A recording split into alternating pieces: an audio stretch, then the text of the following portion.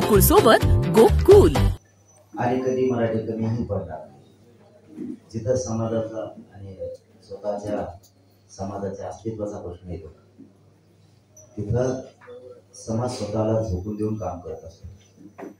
इथं दोन्ही अस्तित्व आहे, समाजाचं पण अस्तित्व आहे आणि स्वतःच्या मुलाच्या लेकरा बाळाचं सुद्धा भविष्याचा अस्तित्वाचा प्रश्न आहे. त्यामुळे इथं समाज झोकून देऊनच काम करतो. परंतु काहींनी विचार करताना खूप केला पाहिजे की परिस्थिती काय, आपण कुठं जोडतोय, कशाला काय जोडतोय, आपल्याला काय आनंद आहे त्याच्यात.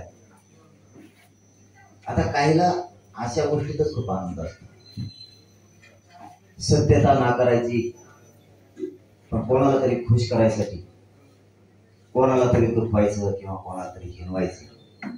मराठ्यांना हिनवणारे या राज्यात नाही टिकत, मग क्षेत्र कोणते असो. शेवटी या लोकात निष्ठा आहे, ऊन पाऊस सुद्धा बघत नाहीत, संकट आहेत मोठमोठाले तरी येत आहे. परंतु आता काहीला ती सवयच असते एखाद्या जातीला हिनवायची, एखादी जात कमजोर समजायची. पण मराठ्यांची जात कमजोर नाही आणि हिनवणारा हिसका दाखवते. आणखीन पुढे बघा, मला जरा थांबा. काही जणाला कामच ते असतं, सगळ्या जणांचं नाही ना, पण काही जणांचं आहे ना. काही जणांना कामच ते असतं. प्रत्येक क्षेत्रात हे काही जण होतेच. म्हणजे इतिहासकालीन पूर्वी लढाया असो, गावखेड्यातले लोक असो, शहरातले लोक असो, भावभावकी असो, हे प्रत्येकात काही जण असतेच. कारण त्यांना त्याच्याशिवाय करमतच नाही. त्यांचं उभे आयुष्य त्याच बाजूला गेलेलं असतं. एखादा पॉझिटिव्ह मेसेज देण्यासाठी त्यांचा जन्म झालेलाच नसतो. फक्त कोणाचं कुठं चुकतंय एवढ्याच मागं लागायचं, एवढंच त्यांना माहिती. चांगली बाजू त्यांना कधीच माहीत नसते, त्यांना ती जाणून पण घ्यायची नसते. लोकांची भावना ही जाणून पण घ्यायची नसते. लोकांची भावना जर माझ्याबद्दल जाणून घेते ना, तर काही जण जे म्हणते त्याचे डोळे पाणी. इतकी निष्ठा आणि प्रेम माझ्या मराठ्यांचं माझ्यावरती काय आहे, पण त्यांना वाटतं की हेच पोरगा आरक्षण देऊ शकतं. तुम्ही त्याला संख्यात बोलणार असाल तर तुम्ही आजच गेले.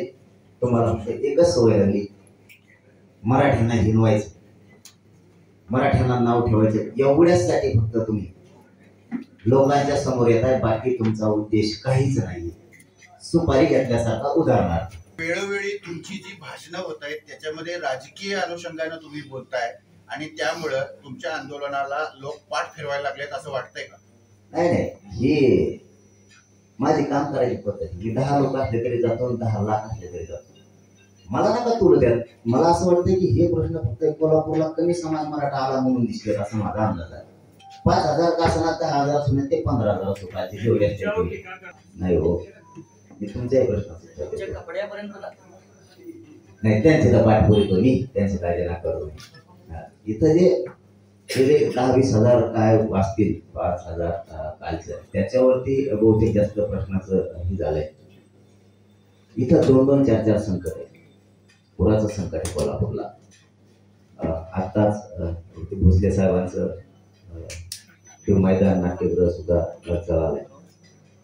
तिथं काही मेसेज गेले असतील असं माझा एक अंदाज आहे. नसता कागद हातकांडले पन्हाळा चांगली ताकद आहे आमची. आणि एवढे होते, एवढे पाड्याला लय झाले. यांना उभाच करत म्हणून असं थोडंच पाड्याला लय झाले. मराठ्यांची शक्ती पुन्हा येताना कोल्हापूरला दाखवतो. कोणाला बघायचे ना ते येतो तुमच्याकडे सुद्धा, तिथंच येत आहे. हे माझ्या लक्षात यायला लागले, कारण मी दररोज महाराष्ट्रात फिरतोय. कोल्हापुरात मराठी काय असते तर मराठ्यांची ताकद काय असते. कोण कोण वळवळ करतंय ना रात्री बसून त्याला उत्तर देणारे निवडणुकीच्या आत कोल्हापूरला एवढी सभा घेणार की ती सभा बघा मराठ्यांची कशी होती. मग बोल म्हणा तू काही संकट बघायला लागते. आता तुमचा प्रश्न होता की राजकारणी माझ्यावरती बोलायला लागले. तुमची अगोदरची भाषा आरक्षणाची होती आणि आता राजकारणाची. मी आजही म्हणतो रोज मीडियाच्या बांधवांना की मला राजकारणात जायचं नाही, माझ्या समाजाला सुद्धा जायचं नाही. आमच्या आहेत त्या मागण्या द्या. हे मी पहिल्या दिवसापासून सांगतोय. 11.5 महिने झाले तेच म्हणतोय. आजही या राजा शाहू महाराजांच्या नगरीतून मी जाहीर सरकारला आवाहन करतो की आमच्या मागण्या द्या. आम्हाला राजकारणात जायचं नाही, मला नाही, माझ्या समाजाला नाही. पण नाही दिलं तर आमचा पर्याय काय? काय पर्याय आमच्या पुढं? काय चूक आहे आमची, विरोधी पक्ष असो नाही तर सत्ताधारी असो, काय चूक आहे, तिथं नाही जावं तर कुठे जावा.